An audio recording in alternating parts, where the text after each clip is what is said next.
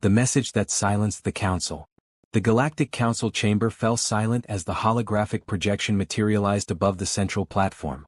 Commander Ilara Voss of the Human Diplomatic Corps stood motionless, her face illuminated by the cold blue light emanating from the alien transmission.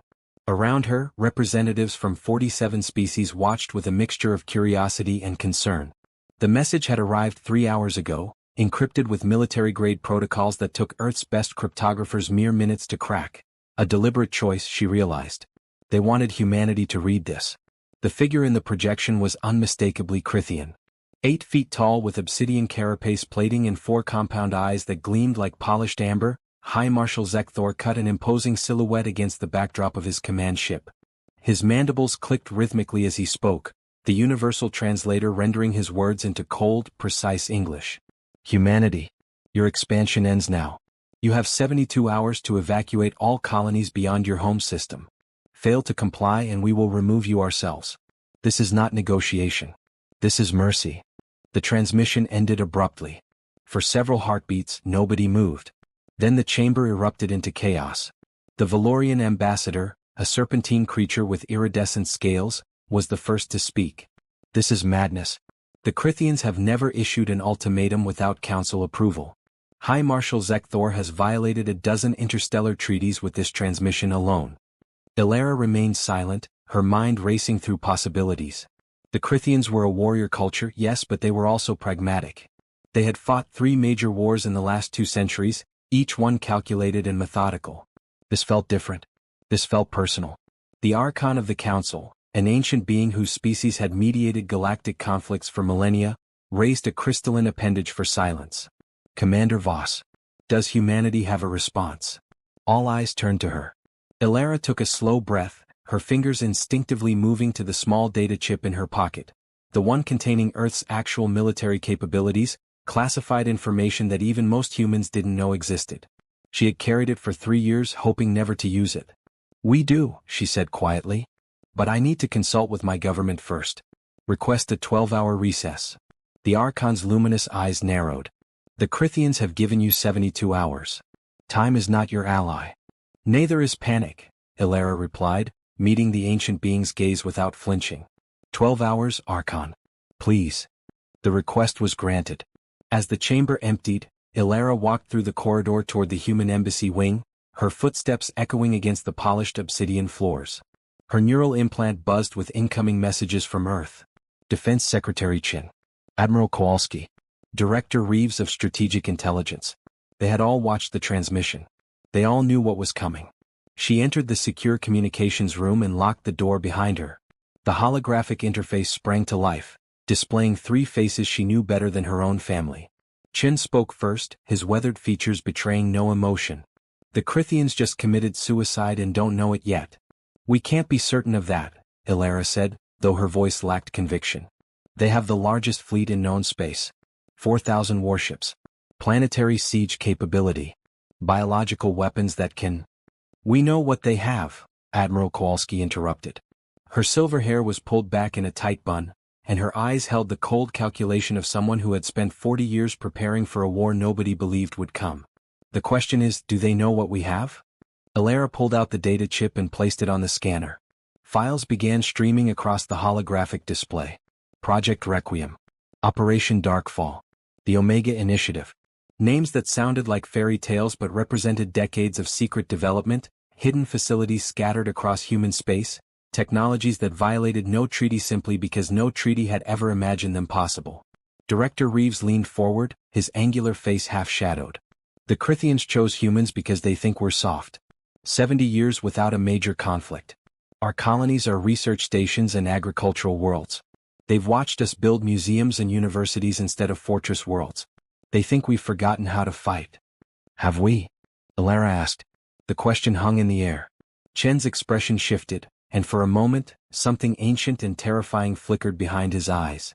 Commander, humanity didn't forget how to fight. We just got very, very good at hiding what we really are. The Crithians are about to learn why every predator species in Earth's history eventually went extinct. They just never realized humans were the reason. Ilara felt a chill run down her spine. She had read the files. She knew the capabilities. but hearing it spoken aloud made it real in a way that data never could. "What are my orders?" Admiral Kowalski's smile was razor-thin. "Go back to that council chamber. Tell them humanity accepts the Crithian terms. We'll evacuate our colonies within 72 hours. "You're surrendering?" Elara couldn't keep the shock from her voice.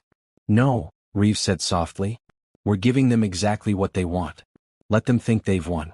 Let them come to our colonies expecting abandoned settlements and fleeing refugees. Let them bring their entire fleet. And then?"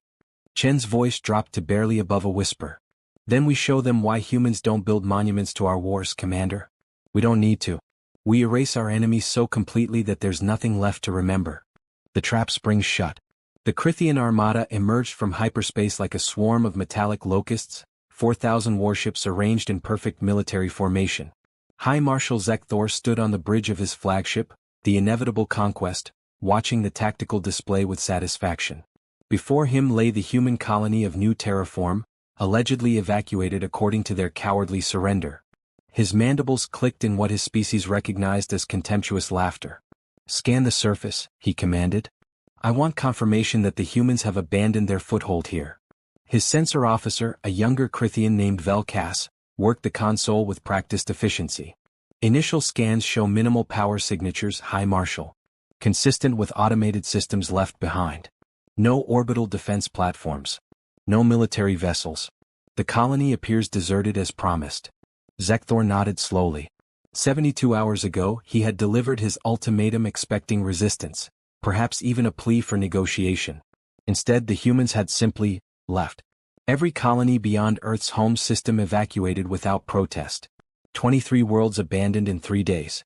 It was almost disappointing. "Take us into orbit. Deploy landing forces to secure the primary settlement. I want samples of their technology, their records, everything they left behind." He paused, his compound eyes reflecting the planet's blue-green surface. "And Velkas? Tell me again why such a weak species was allowed to expand so aggressively." The sensor officer hesitated. "Sir, the humans never expanded aggressively. Their colonies were established through legal council channels over 70 years. They terraformed dead worlds, conducted scientific research, built peaceful settlements. There was nothing." "Exactly," Zekthor interrupted. "Nothing. No military outposts. No defense grids. No territorial ambition. They are a species of farmers and scholars pretending to be spacefarers. The Council coddled them because they posed no threat. But the galaxy has limited resources, Velkas. Limited habitable worlds. The Crithian Empire needs these colonies and the humans were too weak to keep them. The landing forces deployed in wave after wave of assault ships, descending through the atmosphere toward the abandoned settlement below. Zekthor watched with growing satisfaction as reports came in. Empty research facilities. Deserted residential districts. Agricultural fields left unharvested. The humans had fled so quickly they hadn't even taken their belongings. Then Velkas stiffened at his console. "High Marshal, I'm detecting." The universe exploded. It happened simultaneously across all 4,000 ships. Not an external attack but something far worse. Every Crithian vessel suddenly found its systems compromised, their own computers turning against them. Weapons systems locked. Navigation offline. Life support flickering. And on every screen in every ship, the same message appeared in blood-red letters. "Requiem protocol active." Zekthor roared in fury and confusion. "What is this? What's happening?" Velkas's claws scratched frantically at the console. "Sir, something's in our network. It's not a virus, it's intelligent. Adaptive. It's learning our systems faster than we can counter it. I've never seen code like this. It's as if." The main view screen flickered to life, and Commander Elara Voss appeared. But she wasn't on the council station anymore. She stood in what looked like a military command center, surrounded by holographic displays showing every Crithian ship in perfect detail. Her expression was calm, almost sad. "High Marshal Zekthor. My name is Commander Elara Voss, and I'm speaking to you from Earth's Strategic Defense Command. What you're experiencing right now is a quantum AI warfare system that humanity developed 40 years ago. We call it Requiem. For the past 72 hours, while you thought we were evacuating, Requiem has been infiltrating every Crithian military network in your empire. Not just your ships, every shipyard, every defense station, every communication relay. You're not just locked out of your fleet, Marshal. You're locked out of your entire civilization." Zekthor felt something he had never experienced in 3 decades of military service. Genuine fear. This is impossible. Our encryption. Your encryption was designed by organic minds, Elara continued.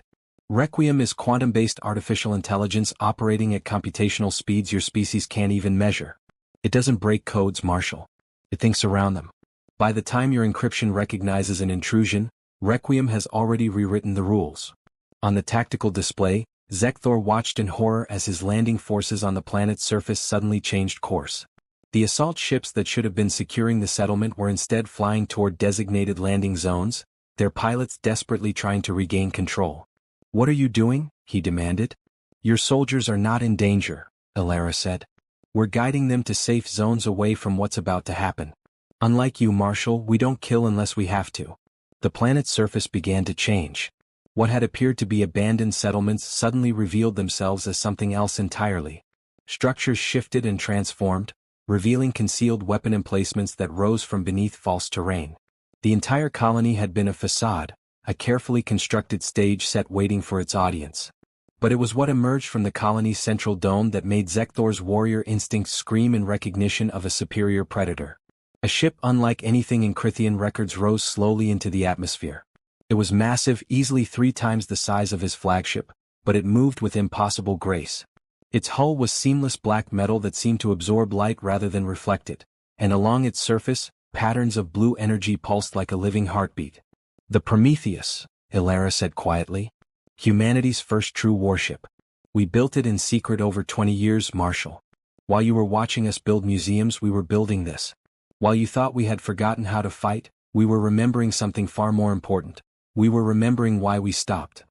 Admiral Kowalski appeared beside Elara on the view screen, her expression carved from stone. "Humanity fought wars for thousands of years, High Marshal. We got very, very good at it. So good that we nearly destroyed ourselves. When we reached the stars, we made a choice. We would be peaceful. We would be exploratory. We would be the species that built and discovered rather than conquered. But we also made another choice." Her eyes hardened. "We would never be victims again." Zekthor watched helplessly as the Prometheus aligned itself with his fleet. Weapons ports opened along its hull, not dozens, not hundreds, but thousands. Each one humming with energy signatures his sensors couldn't classify. "You have 1 minute to evacuate your crews to escape pods," Elara said. "Requiem will guide the pods to safe zones on the planet. Your ships will be destroyed but your people will live. This is the mercy you offered us, Marshal. We're returning it. And if we refuse?" Zekthor growled, though his mandibles trembled. "Then you'll discover why humanity doesn't lose wars," Admiral Kowalski replied coldly. "We simply erase them from history.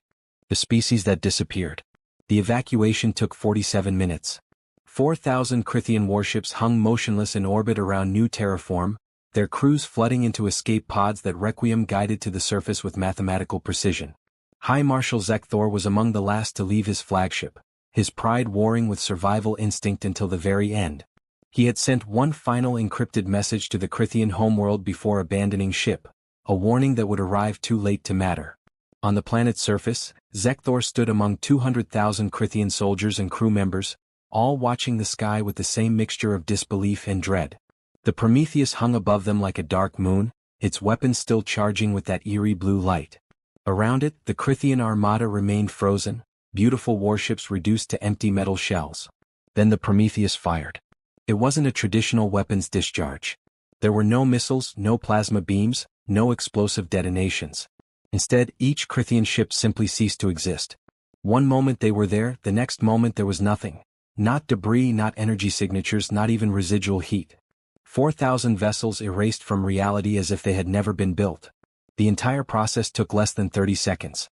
Velkas, standing beside his High Marshal, felt his legs buckle. What kind of weapon?" "Molecular disassembly field," a human voice said. They turned to find Director Reeves walking toward them, flanked by security personnel. He looked tired, almost sad. "We break the atomic bonds holding matter together and scatter the component particles across 1,000 light-years of space. Efficient. Irreversible. We developed it as a mining technology, believe it or not. Took us 6 years to weaponize it." Zekthor's mandibles clicked rapidly, a Crithian expression of profound shock. You destroyed the largest fleet in galactic history in half a minute?" "No," Reeves corrected quietly. We removed it. There's a difference. Your crews are alive. Your soldiers are unharmed. But your military capacity is gone, Marshal. Completely and permanently gone. High above, the Prometheus vanished in a flash of blue light, jumping to hyperspace. Zekthor's neural implant buzzed with an incoming transmission, reports from across Crithian space, each one more catastrophic than the last. Every military shipyard, offline. Every defense station, disabled. Every weapons facility, under Requiem's control. In 3 days, humanity had effectively conquered the Crithian Empire without firing a single shot at living beings. The Galactic Council must hear of this, Zekthor said, his voice hollow. This is an act of war against a sovereign species. The other civilizations will unite against such aggression. The Council already knows, Reeves interrupted. Commander Voss is presenting our case right now. Would you like to watch? A holographic display materialized, showing the Council chamber. Elara stood at the central platform, but she wasn't alone. Surrounding her were holographic representatives from Earth's government, military leadership, and scientific community. The Archon leaned forward, its crystalline form reflecting the chamber's ambient light. Commander Voss, the Council has reviewed the evidence. In 72 hours, humanity has neutralized a military threat, conquered an empire's infrastructure, and demonstrated technological superiority beyond anything in recorded galactic history. Yet you claim this was an act of self-defense. Elara's voice carried across the chamber with unwavering clarity. Yes, Archon. The Crithians issued an ultimatum demanding we abandon legally established colonies. They threatened military action against civilian populations. Under Council law, we had the right to defend ourselves. We chose the most humane method possible. We removed their capacity for aggression while preserving their lives. The Valorian ambassador's scales rippled with anxiety. But the power you've displayed, Commander? The Crithian Empire was a galactic superpower. You dismantled them in 3 days. What's to stop humanity from doing the same to any species that displeases you? Nothing, Admiral Kowalski said bluntly, stepping forward. Absolutely nothing except our choice not to. That's what we've been trying to tell you. Humanity became powerful not because we wanted to dominate, but because we refused to be dominated. Every species in this council has fought wars. You've conquered neighbors, absorbed smaller civilizations, established your territories through force. We simply did it more efficiently. Then why hide it? The Archon asked. Why spend 70 years pretending to be weak? Director Reeves appeared on the holographic display, his expression thoughtful. Because we weren't pretending, Archon. We were learning. When humanity first developed interstellar travel, we were afraid of ourselves. Our history is written in blood, wars that nearly ended our species multiple times. We made a collective decision. We would explore the galaxy peacefully, but we would develop the means to defend ourselves absolutely. We wanted to see if we could be something better than conquerors. And now, the Archon pressed. What does humanity want now that you've revealed yourselves? Elara's voice softened. The same thing we've always wanted. To explore. To learn. To build. The Crithians forced our hand, but our goals haven't changed. We're returning all captured Crithian infrastructure to their government with one condition. They never threaten another species again. Requiem will remain in their systems as a safeguard. If they attempt military aggression against anyone, including us, their entire civilization will go dark again. On New Terraform's surface, Zekthor watched the transmission in silence. Around him, Crithian soldiers sat in stunned groups, their warriors' pride shattered beyond repair. They had been defeated so thoroughly, so effortlessly, that even their capacity for rage had been stripped away. What happens to us? Velkas asked quietly. What happens to the Crithian Empire now? You survive, Reeves said. You'll return to your homeworld. You'll rebuild your civilian infrastructure. You'll trade, explore, and exist as every other peaceful species does. You just won't threaten anyone ever again. Requiem will ensure that. We are warriors, Zekthor said, his voice barely above a whisper. War is our culture, our identity. You've taken that from us. No, Reeves replied, meeting the High Marshal's compound eyes. You took that from yourselves when you threatened a species you didn't understand. Warriors can become something else, Marshal. Humanity is living proof. We were warriors once. Now we're guardians. Explorers. Builders. You'll learn the same lesson, or you'll fade into history as a cautionary tale.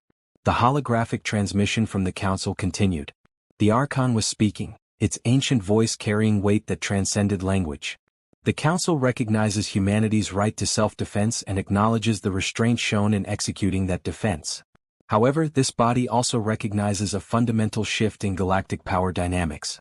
Humanity, you are no longer classified as an emerging species. Effective immediately, you are redesignated as a Tier 1 civilization with all associated privileges and responsibilities. Ilara bowed her head in acknowledgement. We accept that responsibility, Archon. Then let the galaxy know, the Archon declared, that a new age has begun. Not through conquest but through revelation. Let it be recorded that one species declared war on humanity, and in 3 days they ceased to exist as a military power. Let it also be recorded that humanity chose mercy over annihilation. May all civilizations learn from both truths. The transmission ended. On new terraform, Zekthor stood watching the alien sky, processing the magnitude of his civilization's mistake.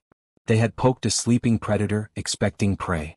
Instead, they had awakened something that transcended traditional definitions of power, a species that had learned to weaponize restraint, to conquer through overwhelming capability held in check by conscious choice. Transport ships will arrive within 6 hours to return you home, Reeves said, turning to leave. I suggest you use that time wisely, Marshal. Decide what kind of species you want to be when you get there. The warriors who tried to bully humanity or something better. As the director walked away, Zekthor looked at his remaining officers. Young Velkas spoke the question they were all thinking. Hi Marshal, what do we tell our people? How do we explain what happened here?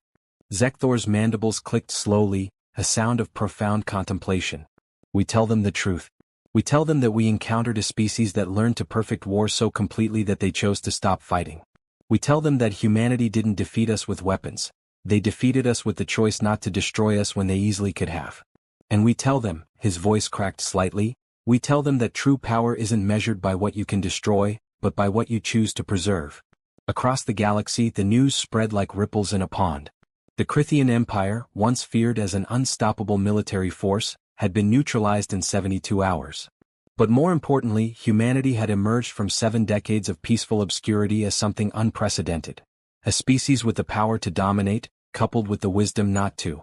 In the Council archives, a new entry was recorded, the Crythian Incident. 3 days that changed the galactic order forever. A warning to aggressive civilizations and a promise to peaceful ones. Humanity had shown the galaxy 2 fundamental truths. They were not to be threatened, and they were not to be feared by those who chose peace. On Earth, in a small garden behind Strategic Defense Command, Ilara Voss sat alone watching the sunset.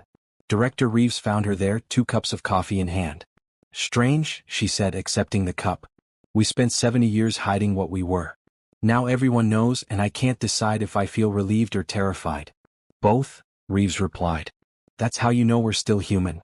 The day we stop questioning our own power is the day we become the monsters we were afraid of.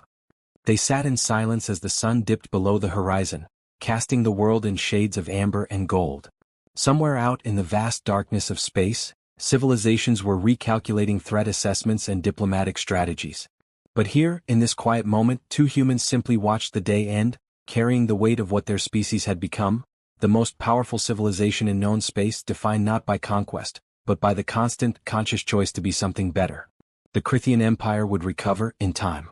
They would learn, adapt, and perhaps even thrive in a galaxy where military might was no longer the ultimate currency of power.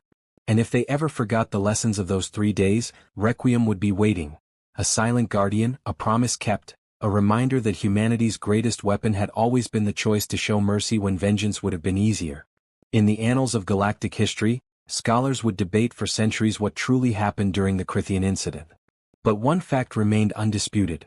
One species declared war on humanity, and humanity responded not with annihilation, but with a demonstration so overwhelming, so absolute, that the very concept of threatening humans became unthinkable. The Crythians had not vanished from existence. But their capacity for conquest had disappeared so completely that it might as well have never existed at all.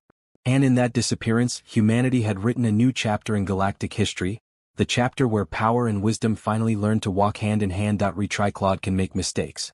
Please double-check responses.